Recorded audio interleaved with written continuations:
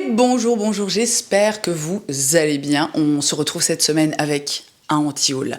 Si vous n'êtes pas coutumier des anti-hauls, petite introduction rapide. Les vidéos anti-haul, ce sont des vidéos dans lesquelles je vous présente des choses qui, à un moment donné, se sont retrouvées sur ma wishlist, que j'ai eu très envie d'acquérir, d'accueillir même, j'ai envie de dire, au sein de mon foyer, mais que le temps faisant son œuvre, la réflexion, l'introspection, la raison aussi, ne nous le cachons pas, j'ai fini par abandonner, par me dire non, je n'ai pas besoin d'acheter cette chose. Donc c'est toujours des vidéos qui à la fin me donnent l'impression d'avoir économisé un sacré paquet de pognon, alors que vraiment pas du tout.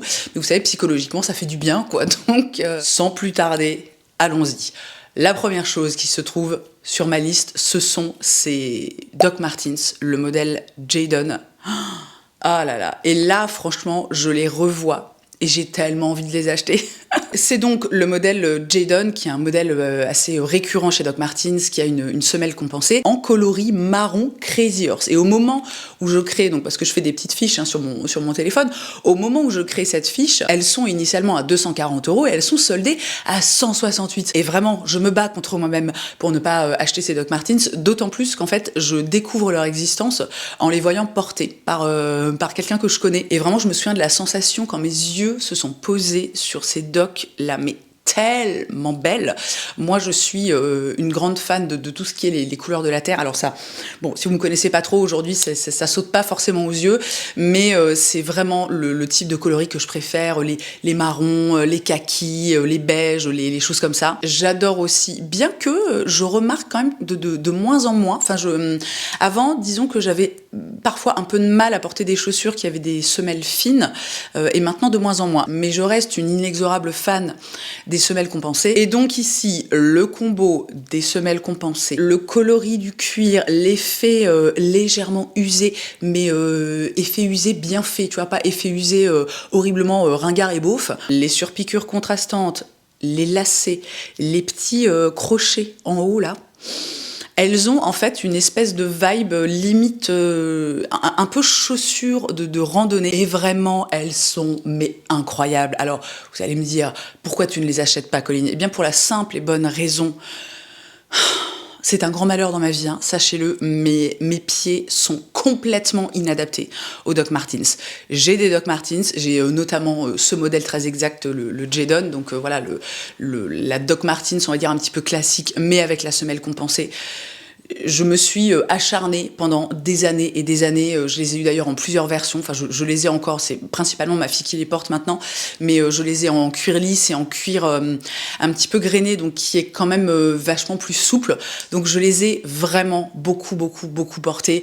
On dit souvent avec les docs qu'il faut les casser, c'est-à-dire qu'au départ, c'est quand même très inconfortable, et à force de les porter, au bout d'un moment, ça devient, en fait, elles s'assouplissent, quoi. Si vous voulez, elles se font un petit peu aux pieds, et normalement, t'es censé pouvoir les porter toute une journée sans finir avec les pieds en sang, ce qui, malheureusement, je veux dire, vraiment, ça ne m'est jamais arrivé. Je peux faire ce que je veux, j'ai systématiquement mal aux pieds dans mes Doc Martens. Ça m'a pas empêché de beaucoup les porter il y a quelques années, mais un jour, en fait, j'ai fini par me rendre à l'évidence. La construction de ces chaussures ne m'est absolument pas adaptée. Je ne pourrai jamais me sentir complètement confortable dans ce type de Doc Martens. Alors après, j'ai une autre paire de Doc Martens, je ne sais plus quel est le... Attendez, elles sont juste là, donc autant aller les chercher. J'ai ce modèle de chez Doc Martens, alors je ne me souviens plus du nom. Si elles sont encore dispo, je vous mettrai la référence et le lien dans la barre d'infos. Alors celles-ci, pour le coup, elles sont d'un confort, mais sans commune mesure. On est sur un cuir qui est vraiment très souple, et au-delà de ça, je pense que la construction, la façon dont les pièces de cuir sont assemblées ensemble est très différente de celle, par exemple, des Jadon, et alors vraiment, ces pompes sont littéralement des chaussons. Pour conclure, les Doc Martens Jadon en coloris marron Crazy Horse, et ben voilà, et ben jamais. Et puis en même temps, là, je les regarde et vraiment, je me dis, oh, bah, peut-être que je pourrais tenter. Non, mais c'est ça. Vous voyez, c'est tout l'intérêt aussi de ces vidéos, c'est de me replonger, en fait, dans mes réflexions, de les partager avec vous, aussi de les verbaliser, parce que c'est quand même important, pour in fine, et sachez quand même, je précise que, alors là, on est quoi ? On est sur le 3e anti-haul. Je n'ai jamais acheté aucune pièce que je vous ai présenté dans un anti-haul. Donc je trouve que l'exercice fonctionne bien, quoi. Tu vois, on est sur un truc, c'est efficace. Pièce suivante qui s'est retrouvée sur ma wishlist et que... alors là, je dois avouer que là, pour le coup, c'était assez rapide. Il s'agit de ce pull de la marque Livide. Alors Livide, vraiment, marque complètement inconnue au bataillon.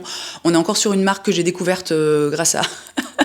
une publication sponsorisée sur Instagram. Hein. J'ai l'impression qu'à la base, leur truc, c'est vraiment le denim. Donc, ils font des jeans, des vestes, des pièces en denim. Et comme beaucoup de marques du genre, ils ont souvent une gamme qui est un tout petit peu plus élargie. Donc, ils proposent des pulls, des chemises, des choses comme ça. Et donc, c'est le pull, en fait, que je vois dans la publication sponsorisée. Je me souviens, le moment où je le vois, je me dis « Oh, mon Dieu, mais quelle beauté !» On est donc sur un pull entièrement torsadé, avec un col, alors c'est pas un col roulé, c'est quoi comme on dit, c'est un col cheminé, des manches qui sont assez longues, qui ont l'air légèrement évasées, enfin qui sont assez larges. Au niveau de la matière, ça a l'air vraiment mais fluffy, doudou, hyper enveloppant, ça a l'air de prime abord comme ça a l'air tout doux, donc vraiment un pur bonheur. Moi je suis, et vous le savez si vous êtes fidèle à cette chaîne YouTube, je suis une fan devant l'éternel de tout ce qui a trait aux mailles. J'adore les pulls, les gilets.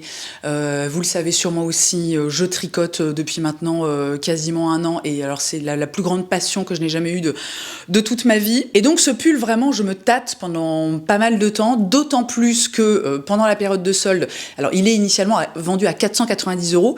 Il tombe à 245 €. Alors ce qui reste très onéreux, mais dans l'absolu, je me dis bon, pour une belle pièce comme ça, c'est pas non plus un truc de fou, quoi. Et un jour, vraiment, je passe à ça, de commander le pull en question. Mais avant de me lancer, quand même, qu'est-ce que je fais? Je vais voir la composition. Et vous le savez, peut-être, ou pas, je ne sais pas, mais je suis un peu une... une psychorigide, en fait, de la composition. Je suis pas entièrement contre le synthétique dans les pièces en maille, mais globalement, moi j'aime bien avoir des pièces qui soient 100% en matière naturelle. Je trouve que c'est plus joli, c'est plus agréable à porter. Pour moi, ça vieillit mieux aussi, parce que voilà, je considère que dès qu'il y a du synthétique, en fait, globalement, c'est quand même pas ouf. Alors, je peux accepter qu'il y ait une petite part de synthétique, mais dans le cas du pull Corinne, hein, c'est son petit nom, on est quand même sur 22% de nylon, qui plus est recyclé.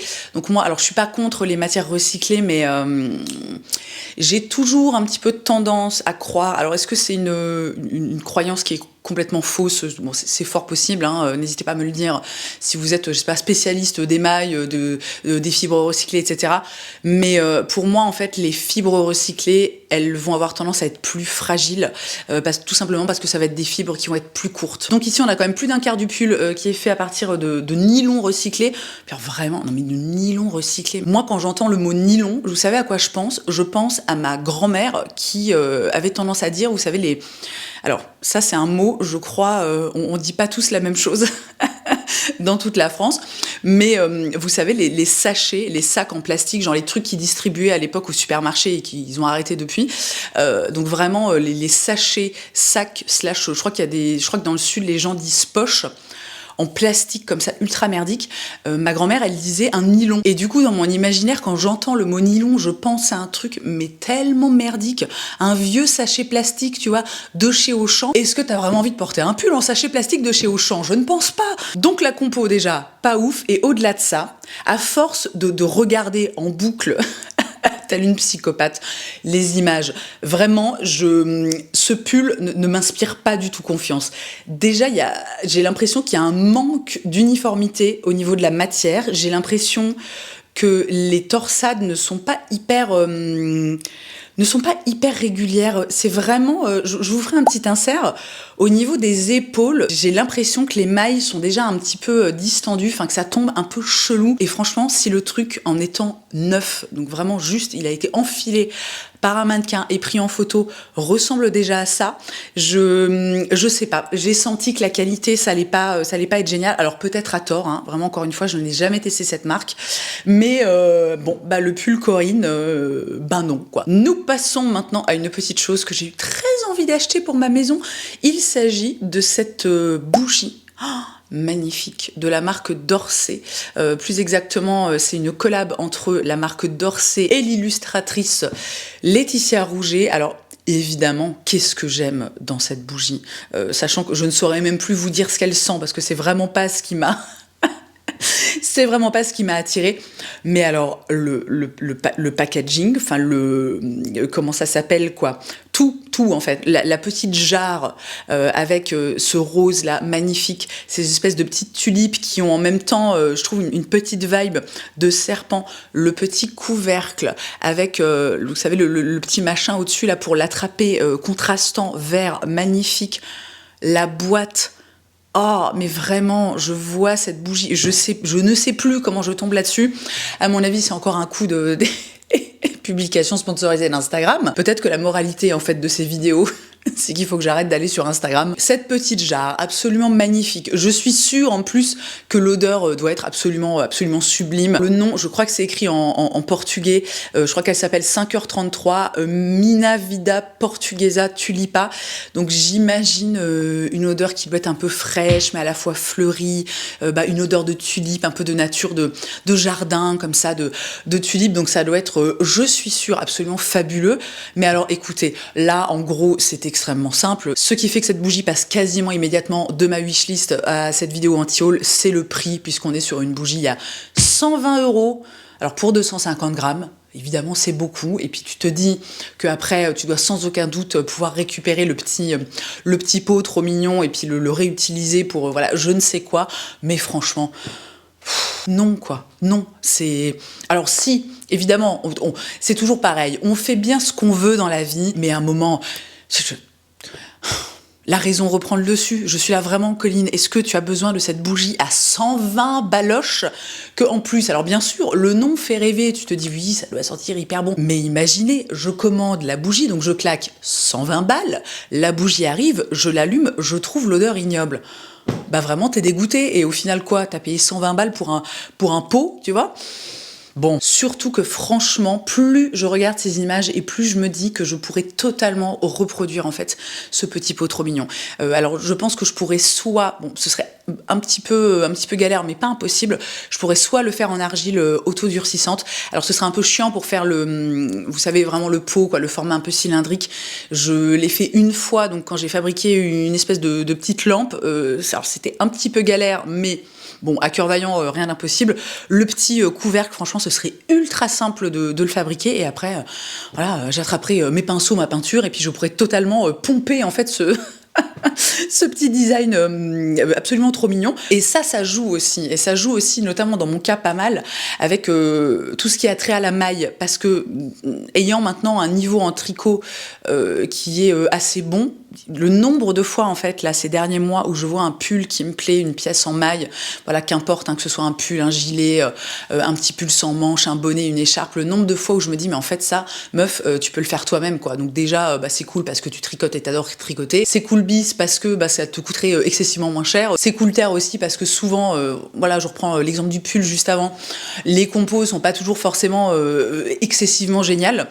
Donc j'ai toujours un peu ce truc de, meuf, tu pourrais bien le faire toi-même. Donc écoutez, éventuellement un jour je me motiverai puis j'essaierai de refaire ce petit pot trop mignon, sachant que oui, alors je crois que je suis pas allée jusqu'au bout de mon idée avant, excusez-moi, ça part dans tous les sens, mais je pense que c'est aussi totalement envisageable d'acheter, je sais pas, chez Emmaüs, dans une brocante ou une ressourcerie, un truc comme ça, un pot alors qu'il soit en verre ou voilà, peu importe, et juste de le repeindre, quoi. Ce serait encore moins relou, encore plus rapide. Nous passons maintenant à de la beauté, et là, je vais être complètement transparente et honnête avec vous. On n'est vraiment pas à l'abri qu'en dépit du fait que je place cette marque dans ce anti-haul, je finisse par acheter des produits.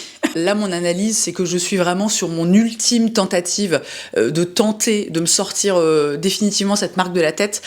Mais alors la marque en question, putain, en plus, j'ai eu le malheur d'aller sur leur compte Instagram, donc je suis bombardée sur Instagram. Dès que je vais dans mon truc explorer, je vois des tas de tonnes de posts de gens qui utilisent cette marque. La marque en question, c'est Glowery.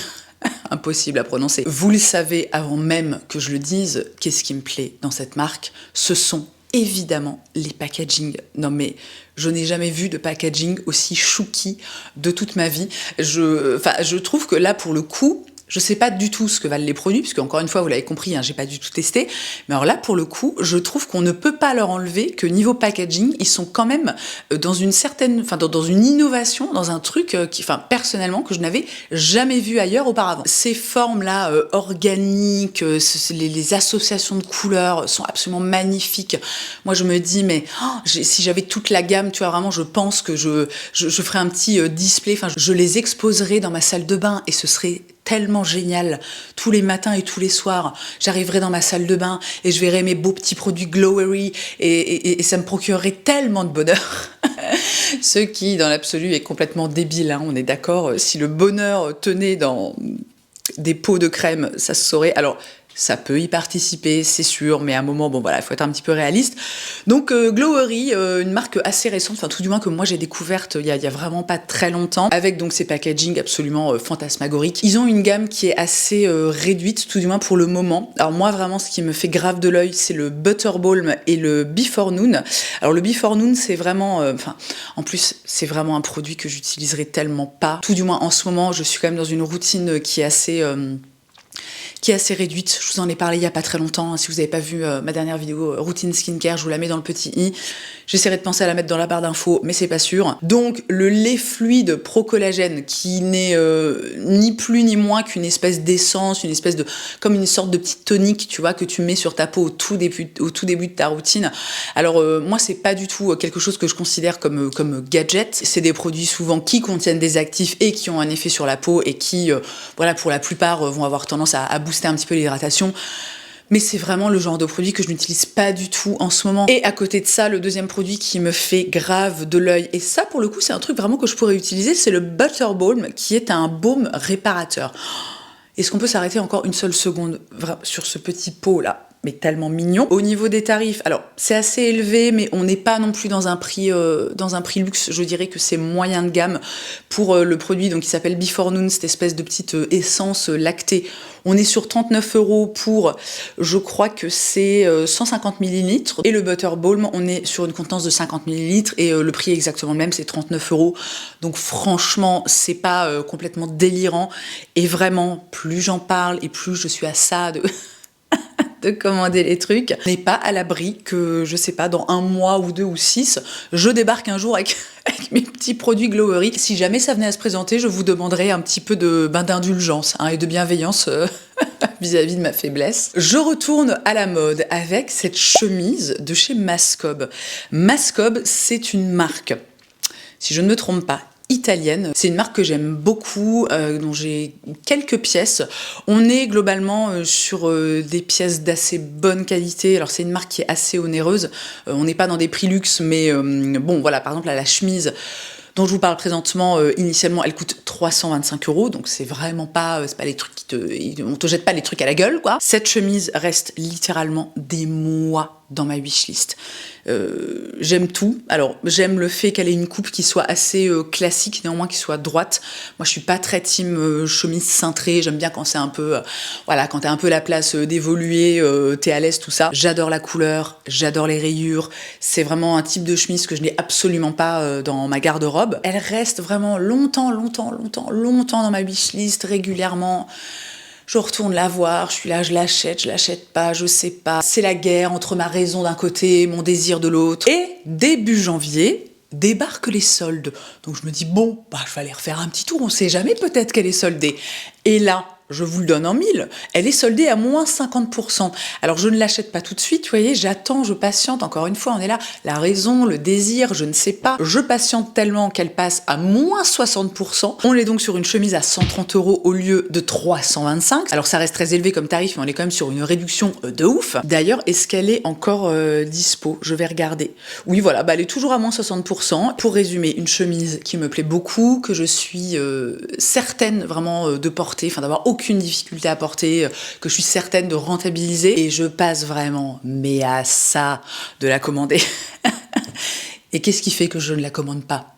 Vous devinez? Est-ce que vous voulez deviner? Je vous laisse 5 secondes pour deviner. 1, 2, 3, 4, 5, c'est évidemment la composition. Puisque, et alors là, je trouve ça mais scandaleux en fait. Vraiment, je suis outrée, sachant que j'avais pas du tout regardé la compo toutes les semaines et les mois précédents. C'est vraiment au moment où je suis à ça de la commander que je me dis attends, je vais quand même, essayons de faire les choses bien, je vais quand même aller regarder la compo. Écoutez, on est sur une chemise qui contient 14% de soie. Là tu te dis oh chouette, et 86% de viscose. Donc vraiment t'es là. Écoutez les gars, 350 balles, c'est ça? Non excusez-moi, 325 balles. 86% de putain de matière synthétique, que genre ça vaut rien à produire, que c'est de la merde. Enfin, mais qu'est-ce que c'est que ça? Et pour moi, c'est un énorme problème en fait aujourd'hui d'avoir des marques qui ont quand même un positionnement marketing assez haut de gamme, vraiment Mascop. Vous allez voir les tarots, tu te dis bon, c'est pas du H&M, c'est pas du Zara, et qui soient pas foutus de te faire des compos corrects, genre une chemise. Alors ils veulent pas la faire 100% en soie. Soit, alors bien sûr, ça impacte le drapé, le tombé, ça impacte plein de choses, mais putain, faites au moins du 100% coton. Ou alors, à ce prix-là, parce que je suis désolée, tu peux la faire 100% en soie, tu la vends 325 balles. Je suis vraiment à ça de mettre mes deux mains à couper, que tu fais encore une marge qui est largement cool, quoi, tu vois. Donc ça, vraiment, mais ça dégage direct. Je repasse maintenant à la beauté, parce que vraiment, ça m'énervera beaucoup moins que les chemises à 300 balles en plastique. Une ombre à paupières. Alors, on est sur la marque Surat Beauty, qui est une marque que je ne connais pas, et ça fait partie du truc, le fait de ne pas connaître. Enfin, je connais la marque de nom, mais je n'ai jamais testé. Donc, on est sur ce petit soufflet eyeshadow dans une teinte absolument magnifique, extrêmement classique, mais néanmoins magnifique. Cette espèce de, j'ai envie de dire, un marron glacé, légèrement irisé. J'adore le fait que sur les images d'illustration, ils utilisent clairement un modèle qui a un certain âge. On n'est pas du tout sur une petite nénette de 20 ans, et je trouve ça super. Donc cette petite soufflée eyeshadow de chez Surat, évidemment 45 balles. Les 5 millilitres. Alors là, pour le coup, si vous voulez, c'est resté dans ma wishlist à un certain moment, mais j'ai su quand même très rapidement que je ne commanderai jamais cette ombre à paupières, puisque ça fait... Je pense que là, on peut commencer à parler en mois. Donc vraiment des mois que je n'ai pas mis une miette d'ombre à paupières sur mes paupières. Pour vous placer encore mieux le contexte, depuis le début de l'année, j'ai mis 2 fois du mascara. Donc à un moment, il faut aussi savoir être réaliste, hein, vraiment faire face à la réalité. Je suis clairement dans une phase où je me maquille très peu, où en fait c'est pas que je n'aime plus le maquillage. D'ailleurs, dans ma vidéo Tri Makeup que j'ai postée il y a pas très longtemps, je suis vraiment émerveillée. Toutes les ombres à paupières que je décide de conserver, je fais des swatchs et vraiment tu me vois, je suis voilà, je suis émerveillée, mais la réalité en fait c'est que j'ai la flemme. J'ai la flemme, ça m'intéresse moins en ce moment. Donc le calcul est très vite fait, 45 € pour un truc que je risque alors je vais pas dire de ne jamais utiliser, mais que je risque pas d'utiliser là dans les prochaines semaines, dans les prochains mois. Non mais enfin je veux dire, imaginez, je commande le truc, ça arrive, je fais un petit comme ça swatch sur ma main, et puis en fait je la mets jamais. Vous voyez, j'ai même pas, moi je m'imagine vraiment ne même pas être assez excitée par le produit pour avoir envie de l'appliquer sur mes paupières. Donc ça n'a aucun sens. On revient sur de la maille, puisque vous l'avez compris, je suis complètement obsédée par les pièces en maille. Ce pull de chez Réalisation Par. C'est une Réalisation Par, je crois que c'est une marque américaine. Donc c'est le modèle Annie en coloris Gemstone. Alors, je découvre ce pull, en fait, il est porté par une youtubeuse, une créatrice de contenu que j'adore, qui s'appelle Estée Lalonde, que je suis depuis hyper longtemps. Et dans un de ses vlogs, un jour, je la vois avec ce pull et je me dis « Oh là là, il est tellement beau !» Et j'ai du bol, puisqu'elle met le lien dans la barre d'infos. Donc, je clique sur le lien, je vais sur le site, machin, et vraiment, je suis là « Oh là là, c'est joli, c'est joli !» Mais quand même, alors, très rapidement, je suis un peu décontenancée parce que je le vois porté par cette nana, là, Estée, mais sur le site, en fait, le rendu entre les photos est hyper différent. C'est-à-dire que la première photo, vraiment l'image d'illustration qui est hyper... réellement, la photo qui te donne envie d'acheter le pull parce qu'il est porté par une meuf, voilà, ultra canon, qui est dans un truc un peu minimaliste, années 90, génial, fabuleux, tout ce que tu veux. Les coloris sont hyper... Il y a un côté, en fait, muté, mais à la fois lumineux. Et en fait, quand tu descends... Enfin, je sais plus comment ça se passe, mais quand tu slides, en fait, les photos et que tu tombes sur les packshots, le truc devient déjà un peu plus tu vois, genre les couleurs, je sais pas, ont l'air vachement moins vibrantes. Vous voyez par exemple cette espèce de bordeaux là ressort beaucoup moins, mais même je sais pas si c'est mon téléphone ou ouais, alors ma luminosité était un petit peu basse, mais franchement vous avez les images là sur votre écran. Je trouve ça tellement moins vibrant, donc déjà ça me perturbe. Et ensuite, ce qui me perturbe excessivement et ce qui surtout, j'ai envie de dire, m'énerve, c'est que il ne parle pas de la composition du pull. On est sur un pull qui coûte quand même 215 €. Et dans la catégorie About the Fabric, donc à propos du tissu de la matière, ils écrivent Soft Cashmere Blend Yarn. Ce qu'on pourrait traduire par mélange de cachemire doux, mais en fait pour moi, c'est du cachemire mélangé avec une autre matière. Alors, cette matière, ça pourrait être de la laine, tu vois, ou du mérino pour rester dans quelque chose de très très doux. Auquel cas, on serait sûrement sur une très belle composition, même si on est par exemple sur 10% cachemire, 90% mérino. Ça reste une très belle compo qui tient chaud, qui est agréable à porter, qui est respirante, qui est douce, etc. À 215 €, on serait pas sur un tarif complètement délirant. Encore une fois, je dis voilà, c'est beaucoup d'argent, mais ramené à la composition et aussi voilà, à la marque réalisation par, c'est une marque, on va dire, qui est moyen de gamme. Bon, c'est pas abusé, sauf que personnellement, je ne mets pas 215 € dans un pull où je me dis, ça se trouve, le truc arrive, il y a 10% de cachemire et le reste, c'est du polyester. Et alors, je ne sais pas si la législation est différente. Je sais plus réalisation par si c'est une marque américaine ou anglaise. Je sais pas s'ils sont pas soumis en fait à la même législation qu'en France, ou si je ne dis pas de bêtises, les marques sont obligées de donner la composition exacte des pièces, des trucs qu'ils vendent, quoi. Mais alors là, j'étais là, enfin les gars, m'a fait un effort, quoi. Et je trouve ça ouf parce qu'en fait, ça prouve à quel point il y a tellement de gens qui n'en ont rien à carrer de ceux dont est composé les vêtements qu'ils portent. Et autant quand on est, je sais pas, dans de la... Enfin, non, j'ai du mal à comprendre, mais je peux l'envisager si vous voulez.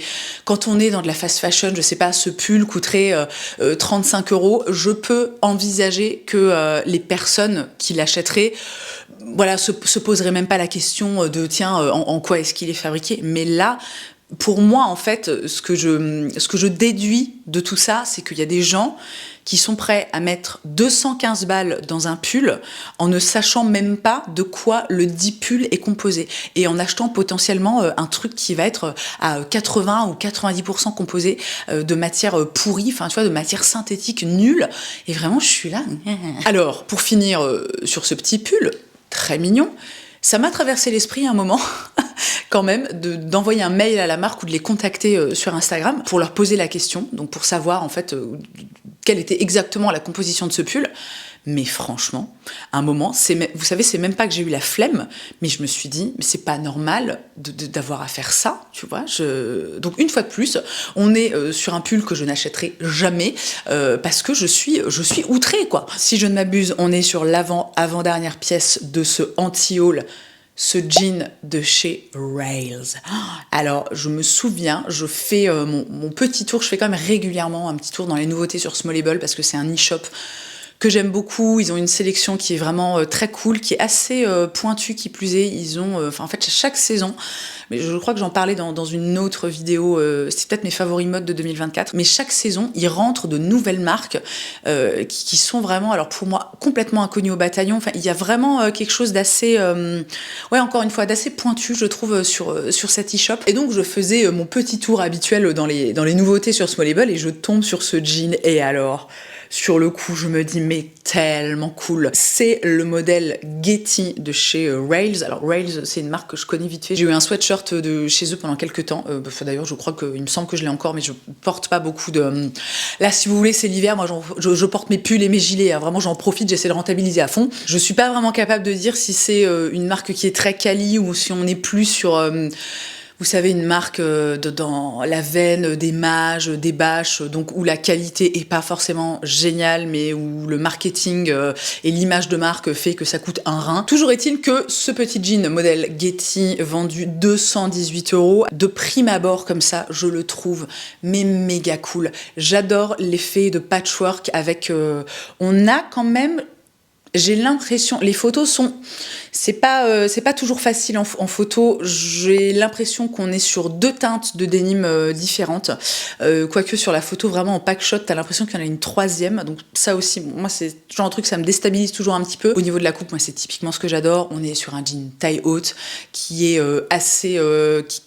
qui est assez droit au niveau des hanches et qui s'évase en fait tout doucement. On est sur un jean aussi qui est assez court. Alors, bon, sachant que le mannequin, en l'occurrence, doit faire, je sais pas, 20 cm de plus que moi. Donc moi, c'est le genre de truc, faut toujours que je fasse un ourlet, tu vois. Mais sur le papier, le truc, je me dis, waouh, mais il est trop cool. J'adore aussi le fait qu'ils aient utilisé, qu'il y ait un contraste en fait au niveau de la ceinture. Vraiment, petit détail que je trouve génial. Et si je me souviens bien, quand je découvre ce jean, je crois que je suis à ça de l'acheter, mais tu sais, genre dans la seconde, quoi, en mode, waouh, il vient de sortir, il y a encore ma taille, vas-y, je l'achète, il est trop bien, tu vois.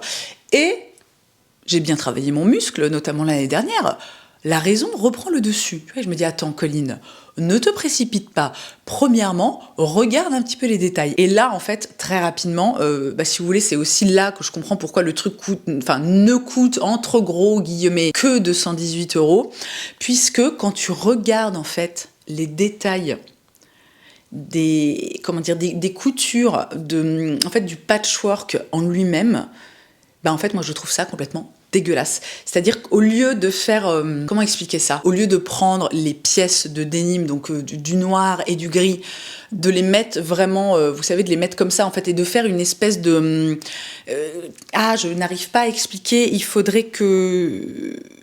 de faire comme un, je sais pas, comme un ourlet, un truc en fait qui serait quasiment invisible, où tu ne verrais en fait que les petites coutures. Ils ont choisi de faire une espèce de... je sais pas, comme un... alors c'est pas un volant, parce que ça ne volante pas, mais t'as cette espèce de partie en denim qui dépasse.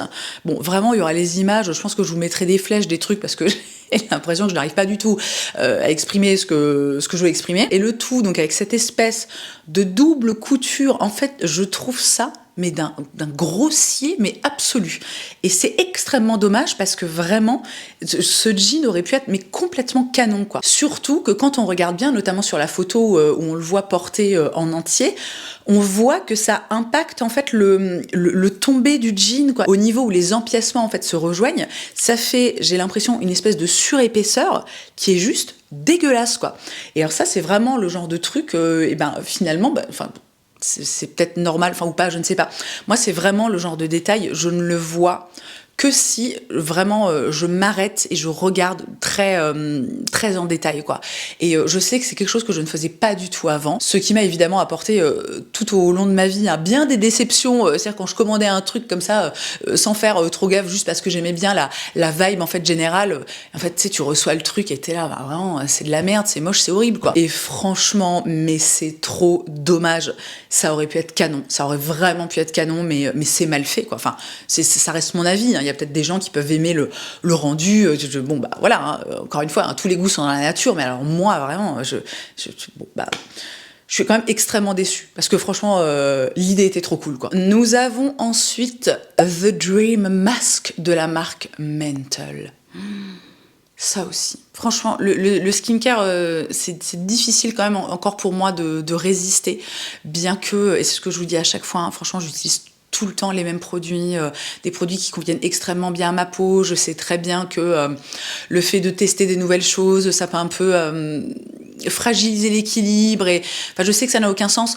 Ça n'a aucun sens, si, évidemment, on peut avoir envie, et je m'autorise en fait à avoir envie de tester, avoir envie pardon, de tester de nouvelles choses en matière de skincare, mais à un moment, si je mets pas un peu des freins comme ça, des barrières, je ne m'en sors pas. Là, je commence tout doucement à réussir à vider un petit peu mes stocks, donc c'est pas non plus pour faire rentrer des tas de trucs je veux dire que je vais mettre encore des mois et des années à utiliser, quoi. Donc bref, je reviens à ce produit chez Mantle. Alors Mantle, je crois que c'est une marque scandinave qui a une très belle esthétique. Moi, je suis très très sensible en fait à l'esthétique des marques, au packaging. Je suis vraiment, enfin moi, je suis un pigeon marketing, littéralement. Mais c'est pas grave, on vit avec, on apprend à vivre avec et à essayer de pas trop, bon bref, à s'en sortir, quoi. Donc globalement chez Mantle, tous les produits ont l'air absolument mais incroyables.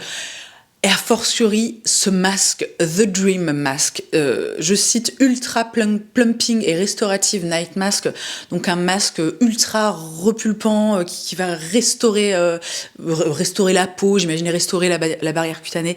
C'est un... Alors, moi, le terme masque de nuit, je trouve toujours ça un petit peu débile parce qu'au final, ce n'est rien de plus... en fait qu'une crème de nuit, mais je sais pas, ce produit a l'air génial. Au niveau de la description, ils disent cette formule transformatrice, alors je ne sais pas si on peut traduire ça comme ça, procure une hydratation profonde et pénétrante. Est-ce qu'on peut traduire ça comme ça? Deeply penetrating. Ça minimise le teint terne, la sécheresse de surface, tout en donnant à la peau une nouvelle élasticité, un nouveau rebond et une radiance pendant que vous dormez. Donc le truc a l'air absolument mais fantasmagorique. Je pense que c'est un produit qui pourrait être très adapté dans mon cas, notamment en hiver, parce que moi j'ai besoin de textures qui sont quand même assez... riche, très hydratante, j'ai tendance à avoir des plaques de sécheresse. J'ai vraiment hésité pas mal de fois à commander ce produit. Qu'est-ce qui m'en a empêché? Ni plus ni moins que le prix, puisqu'on est sur 59 balles les 50 millilitres. Donc à un moment, vous savez, moi j'essaie de me débarrasser de mes crèmes Summer Fridays là que j'utilise depuis des années et que dans l'absolu j'adore, mais qui coûtent, je veux dire, c'est 60 balles le pot. J'adore prendre soin de ma peau, mais en fait vraiment, c'est ce que je dis à chaque fois, ça me fait chier là en ce moment très précisément de dépenser 60 balles dans une crème, alors qui certes tient pendant des mois, je l'utilise pendant des semaines, des mois, etc. Mais vraiment 60 €, je me dis, ça m'emmerde, quoi. Surtout qu'aujourd'hui, j'ai limite envie de dire plus que jamais, on trouve des soins pour la peau qui sont fabuleux, qui ont des compositions géniales, des super actifs, pour, alors je vais pas dire pour rien, mais pour quasiment rien, quoi. Et en essayant d'être parfaitement objective, je ne pense pas que ce masque-là de chez Mantle, le Dream Mask, est foncièrement en fait quelque chose de plus que des produits que je ne possède déjà. Moi, par exemple, je suis devenue ultra fan cet hiver de la crème, alors je ne me souviens plus du nom, régénératrice, ARN de lavande, je sais pas quoi, de chez Pierre Rico, qui, quand elle est en promo, coûte 25 balles. Alors, est-ce que c'est un format de 30 ou 50 millilitres? Je pense en plus que c'est 50 millilitres. Donc, on est quand même sur un truc qui est plus de 2 fois moins cher. Quand ma peau traverse une période un peu difficile, que j'ai des plaques de sécheresse, que j'ai besoin de réparer un peu ma barrière cutanée, que j'ai des irritations, moi, je dégaine le baume palpébral de SVR que j'ai découvert maintenant il y a quelques mois, et vraiment ce truc est incroyable, et pareil, il doit coûter je ne sais plus combien il coûte, mais je sais pas, ça doit être 30 €, tu vois. Ah mon Dieu, il y a un énorme corbeau qui vient de... Est-ce que c'est un corbeau ou une... Je ne sais pas. Bon, toujours est-il que voilà, il s'est posé dans mon jardin, c'est énorme. Le truc fait la taille de mon chien, quoi. C'est vraiment un oiseau que je trouve à la fois magnifique et terrifiant. Donc bref, allez, finissons-en avec ce Dream Mask de chez Mantle. C'est non. Voilà, je n'en ai pas besoin. Alors après... Je ne ferme jamais complètement la porte, surtout quand il s'agit de skincare. Peut-être qu'un jour, éventuellement, je voudrais me faire un petit plaisir et j'aurais envie de tester. Alors, c'est un peu dommage parce que j'ai l'impression qu'il était disponible en miniature, donc en format 15 millilitres. Et il était... Alors, il n'y a pas moyen de voir le prix, mais du coup, le prix devait être quand même assez raisonnable. Je pense que s'il avait été encore dispo en 15 millilitres, j'aurais pu éventuellement me lancer juste pour le tester. Et puis parce que, encore une fois, ça fait quand même plaisir. Moi, j'aime le skincare, j'aime la beauté... Et de temps en temps, oui, en fait, j'ai envie de nouveautés. C'est pas des choses dont j'ai besoin, c'est juste une envie parce que ça me fait plaisir, ça fait partie des choses que je kiffe, quoi. Mais non, là, franchement, 60 balles... Bref, c'est non. Et je termine enfin avec... Et là, je la regarde et ça me fait mal, mais je sais pourquoi elle est dans ce anti-haul et je pense que c'est justifié. Il s'agit de la veste Moa de chez Ayayu. Ayayu, c'est une marque dont je vous parle de temps en temps, dont je vous ai parlé notamment pour leur maille magnifique dans une vidéo il y a quelques mois où je vous présentais mes 6 marques de mailles favorites. Donc vraiment, alors Ayayu, c'est une marque danoise d'une qualité... est-ce qu'on peut dire inégalée? Je ne sais pas, parce que je ne connais pas toutes les marques du monde non plus, mais vraiment une marque qui fait les choses bien, mais de A à Z. Qualité irréprochable, éthique irréprochable, enfin tout est... Vraiment, tout m'a l'air absolument irréprochable chez cette marque, et ça fait moi maintenant... je pense que ça fait bien 10 ans en fait que je la connais et que je la suis. Et donc, cette petite Moa jacket, oh là là, alors on est vraiment sur un...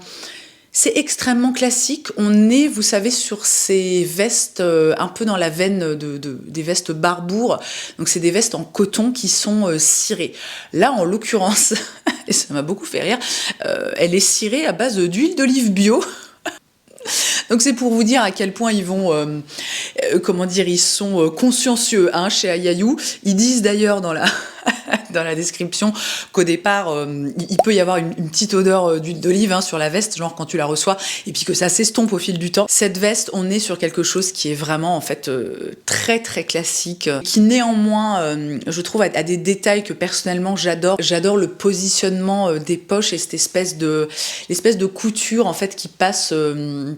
alors j'ai pas trop les termes quoi, c'est pas un empiècement quoi, mais vous voyez il y a une couture en fait qui passe au milieu du truc, et puis les poches partent de cette couture. Moi j'adore ce petit détail, j'adore la doublure à carreaux, le fait aussi que le col soit doublé en velours côtelé et qu'il y ait cette petite patte en fait de comment ça s'appelle, une petite patte boutonnée j'imagine. J'ai l'impression aussi, enfin tout du moins c'est ce qu'on voit sur cette photo, que le bout des manches est aussi doublé en velours côtelé, ce qui fait que quand tu les retrousses, tu as donc ce petit détail contrastant qui est super cool. J'adore la couleur, moi j'ai très envie, je suis vraiment ces derniers temps à la recherche d'une veste dans cet esprit de veste kaki assez simple, et celle-ci, elle était, il y avait une ancienne version qui était déjà dans ma wishlist genre l'année dernière, et quand ils ont sorti cette version kaki là, vraiment j'étais là, a priori je pense qu'on est à 99% sûr, je n'achèterai pas cette veste, tout simplement parce que je pense que la matière ne va pas me plaire, et que surtout en fait la matière a une forme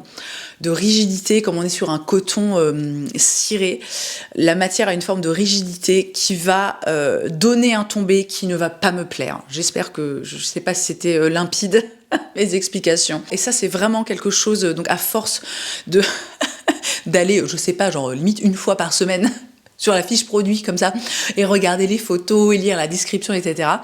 À force, j'ai fini par remarquer qu'il y avait des choses, donc tout du moins sur les photos où la veste est portée, qui me dérangeaient. Notamment sur cette image où on voit que le col a l'air de tomber un peu bizarrement. Je pense que le fait déjà et de la matière du coton ciré, enfin huilé, un peu rigide, plus le col qui est doublé avec du velours côtelé, donc une matière qui est quand même assez épaisse, la petite patte de boutonnage qui dépasse, je pense qu'en fait ça tombe super moche, et que la patte de boutonnage doit constamment en fait un peu...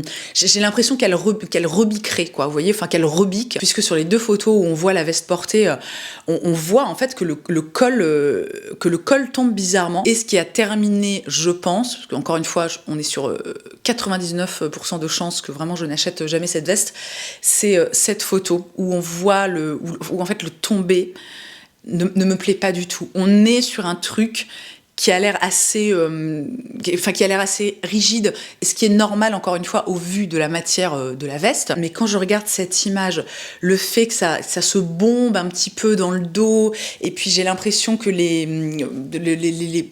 boutonnières, je sais pas, j'ai l'impression que ça se retourne. L'impression que me donnent ces photos, c'est que cette veste tombe globalement assez dégueulasse quoi.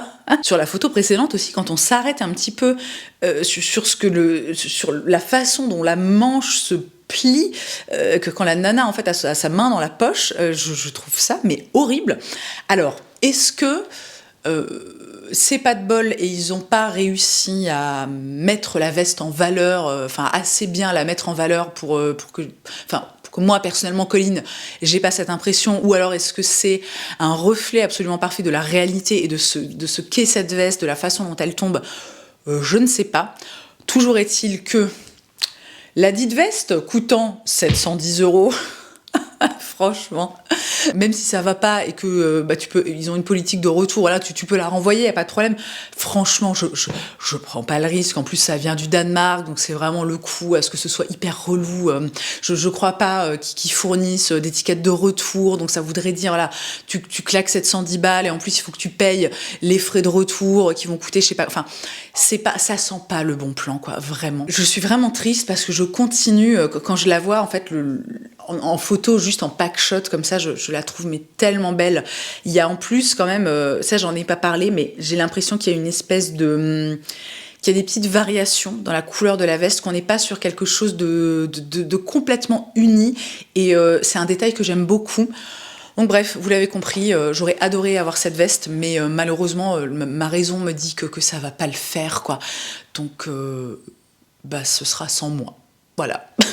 Ok, et j'ai fait le tour de ce anti-haul. Ouah, ça fait plus d'1 heure que je tourne.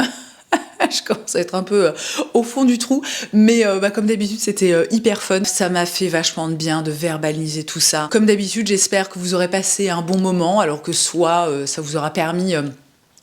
peut-être quand vous avez envie de quelque chose, notamment sur Internet, de réussir à poser un regard qui soit peut-être un petit peu plus critique, un petit peu différent, peut-être un petit peu plus pointu, si je puis me permettre de m'exprimer ainsi, que ça vous donnera des pistes pour potentiellement éviter des achats un petit peu foirés, donc des pistes de réflexion, des pistes d'observation, etc., etc. Si vous avez passé un bon moment, n'oubliez pas de liker cette vidéo, s'il vous plaît. Vous pouvez aussi, bien entendu, si ce n'est pas déjà fait, vous abonner. Si vous avez envie de me voir de façon plus régulière, vous pouvez me retrouver sur Instagram et sur TikTok, où je ne parle que de tricot. Et dans tous les cas, merci d'avoir passé ce moment avec moi. Je vous souhaite une très belle journée. Je vous embrasse et je vous dis à jeudi prochain.